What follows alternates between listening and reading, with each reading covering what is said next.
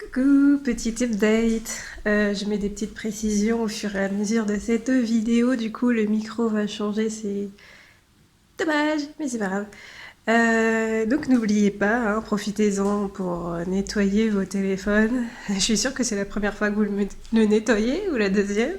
Moi, les cochons sales. Autrement, j'ai passé une partie de la matinée à nettoyer les poignées de porte et les poignées au niveau des fenêtres. Et ouais, c'est super intéressant ce que je raconte. Et ce machin-là, j'ai oublié comment on l'appelle. Pour la fenêtre, les volets, tout ça.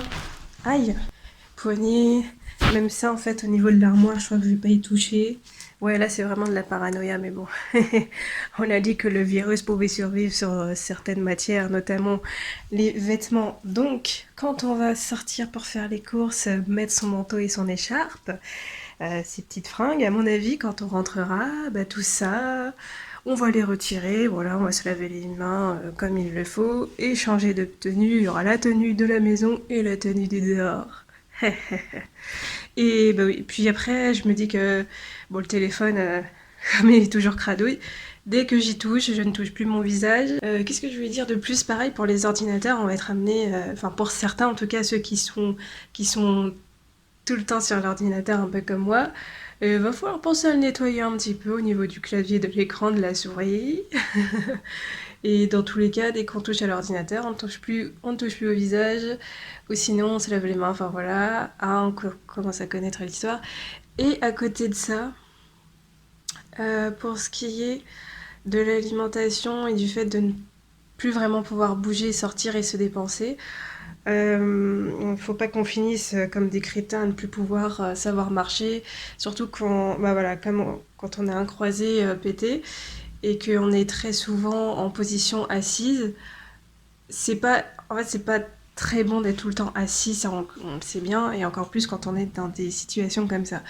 Donc, soit on fait les 100 pas à la maison, ouh, génial, on va devenir malade. Soit on se prévoit de noter dans notre petit paplard là que le gouvernement nous fait télécharger ou nous fait signer sur un papier à part.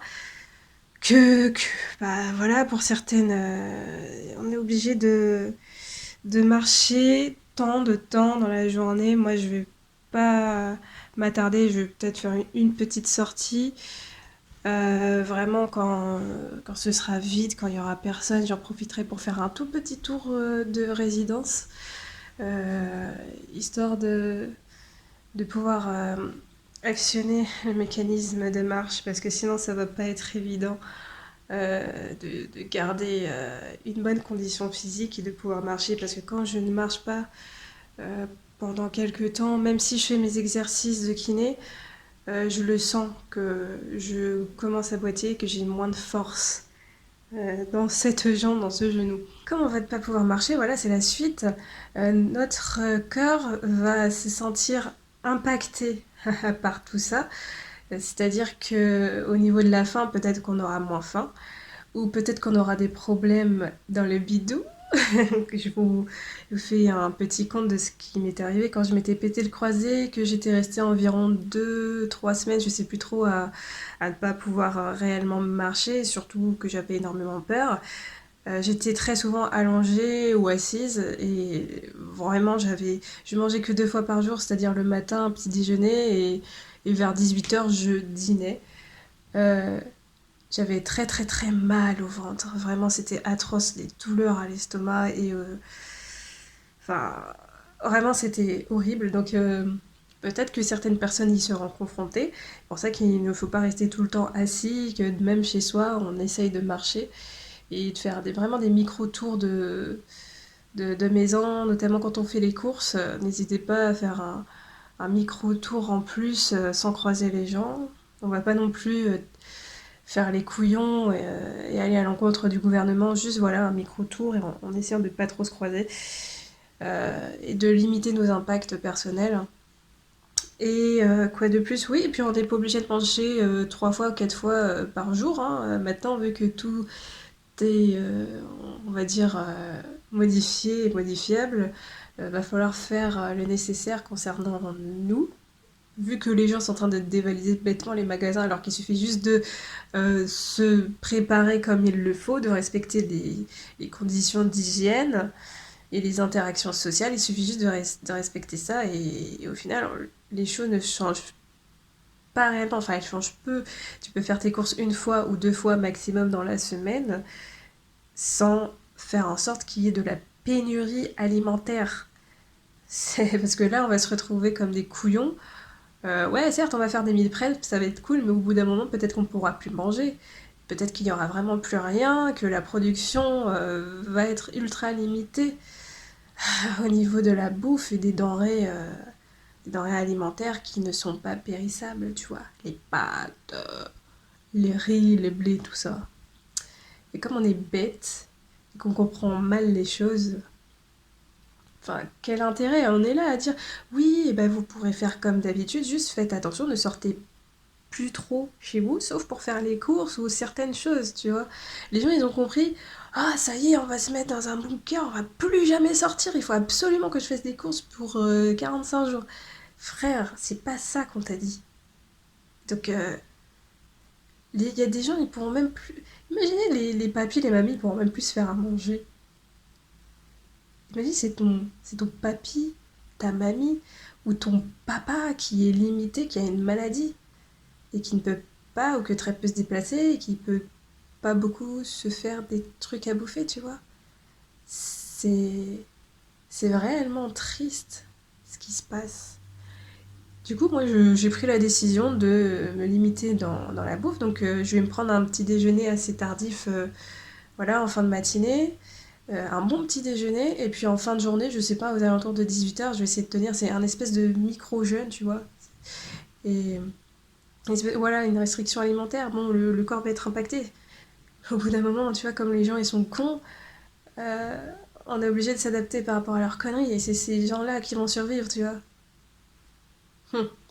Donc, 2 repas par jour, 2 bons repas par jour. Ça va pas me tuer, il suffit de prendre les bons aliments, les bons nutriments. Et, euh, et puis je vais faire un peu comme avant, quand je pouvais pas me déplacer. De toute façon, ça va être plus ou moins la même chose. Donc réfléchissez à tout ça. Prenez soin de vous et des autres. On va se faire des parties de loup-garou en ligne, ça va être super génial. Vu que je serai aussi dans un mood un peu, voilà, un peu déprime, c'est grave la déprime, je vais voir personne, putain, il va falloir qu'on s'appelle, qu'on se fasse des facecam, des petites facecam et tout. Voilà. Et il y a sûrement plein d'autres choses à ajouter, mais on verra au fil du temps comment ça va avancer, on va s'y adapter, on va respecter, et puis comme ça, le virus, il va mourir. Il va être sec, il aura plus d'eau, il pourra plus rien faire, tu vois. Rien. Et faut pas qu'on fasse les bêtes à se retrouver à je sais pas combien de centaines de personnes devant le supermarché. On est tous là comme si c'était exactement comme dans le métro à Châtelet-Léal ou bien à Gare du Nord. On est tous là, tout collés serrés. Alors que le type là, à la télé, il t'a dit quoi? Il t'a dit reste chez toi et fais tes courses quand tu, quand tu le peux, enfin normalement, mais sans non plus agresser les rayons, wesh. Bref. Bon, dernier update, autrement, dès qu'on sort, on fait une petite sortie, qu'on marche autour de sa résidence, de son logement, ou qu'on va faire ses petites courses, bah faut pas hésiter à s'apprêter, à se faire belle gosse, beau gosse, parce que on va se... Tu vois, c'est un truc qui remonte le moral de bien s'apprêter, bien s'habiller, de se pouponner un petit peu. Même si c'est une sortie de à peine 20 minutes, ça n'empêche pas de se faire beau, belle, propre, tu vois, hype. Et ouais, ça remonte grave le moral. Et... Parce que imagine, on va rester... Imagine-toi si on devait rester un mois comme ça, dans cette situation. Au bout d'un moment, tu vois, ça fait... Déjà, on voit pas d'humains, on ne parle pas aux autres humains de façon physique, dans certaines situations en tout cas. Moi, en tout cas, je vais pas vraiment parler à des humains physiques. Donc, au bout d'un moment, il faut s'arranger autrement, donc on essaye de se faire bien, et même si on est là, on se prévoit, tu vois, de faire une facecam. J'arrive pas à dire ce mot facecam. Même si on prévoit ça, ça n'empêche pas qu'on... Genre, ouais, vas-y, on se date à... Allez, à 17h, tu vois. Donc tu sais qu'à 17h, tu vas faire une cam avec quelqu'un, avec ton pote, ta mère, ta soeur, peu importe. Et bah tu te mets bien, tu te coiffes un petit peu, tu te maquilles si tu veux te maquiller, ou tu te rases, tu vois, t'as compris ce que je veux dire. Donc ça fait toujours plaisir, surtout de voir que les autres en face seront tout aussi cool, beaux, belles, qui sont... Même si c'est juste pour un visio, on s'en fout. Et on n'a pas le choix. Et ma vie, les gens sont devenus parano, mais c'est un truc de malade. Je suis allée marcher dehors un petit peu. J'étais derrière une dame, je la voyais bien loin devant moi. La meuf, elle faisait quoi? Limite, elle changeait, elle faisait des grands tours comme ça pour contourner les gens qu'elle croisait. Non, mais c'est un truc de dingue. Et limite, la meuf, elle va changer de trottoir parce qu'elle croise un autre humain. Non, mais on t'a pas dit de sombrer dans la peur de l'autre. Enfin, ok, on a compris, il suffit juste... Non mais meuf, il suffit juste de prendre des précautions au niveau sanitaire, au niveau des distances, et c'est fini, tu vois. Donc y a pas à se prendre la tête à changer, dribbler, contourner comme ça les autres humains. Tu vois qu'il y a un humain en face de toi, qui va bientôt te croiser. Si bah, tu respectes la distance de sécurité et chacun fait sa vie, on se croise, mais chacun fait sa vie, on n'est pas si proche que ça. Enfin, et limite, si t'as vraiment peur, tu tournes la tête de l'autre sens. Enfin, le virus, c'est pas un fantôme qui est là sur 4 mètres qui va t'attraper. Tu vois, la personne, elle est là, elle passe, elle a rien fait. Elle a pas éternué, elle a pas toussé, elle s'est pas mouchée, elle a rien fait du tout. Elle va pas te toucher. Elle ne va pas te toucher. Hein? Qu'est-ce qui se passe là? Sérieux?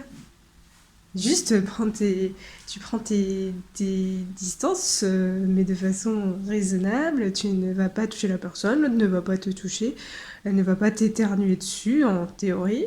Non mais, c'est fatigant. De toutes les façons, ça fait depuis le mois de janvier, on te dit que le virus il est pas loin. Depuis tout ce temps-là, depuis... Après, t'as quoi? T'as février qui est passé, t'as début mars qui est passé. Tu es allé travailler, tu as pris les transports, tu as touché les bars, tu t'es assise sur les sièges, tu as passé ton Navigo, tu as mis ta main pour pousser, tu vois, la barrière. Je sais pas, tu as pris un verre avec quelqu'un, tu t'es assise pas loin de quelqu'un, tu as posé ton sac à main dans les toilettes, tu as mis ton téléphone quelque part sur ton bureau, enfin un truc partagé. Tu as été pendant tout ce temps-là en contact avec les virus. Le virus même, il est déjà là. Il est déjà chez toi. Il est déjà en toi même. Et là, tu fatigues à contourner les gens alors que c'est toi-même, ça se trouve, tu as le virus. Bon, tu fais quoi maintenant, madame? Sérieux, madame? Sérieux? Il est déjà là. Ça fait combien de temps qu'on te dit que tu fais ton sac là même, va laver ton sac, va laver ton téléphone, va laver tes clés là de chez toi que tu utilises, la porte, la poignée de porte, l'immeuble, tes clés, tout ça c'est déjà contaminé, c'est fire, fini.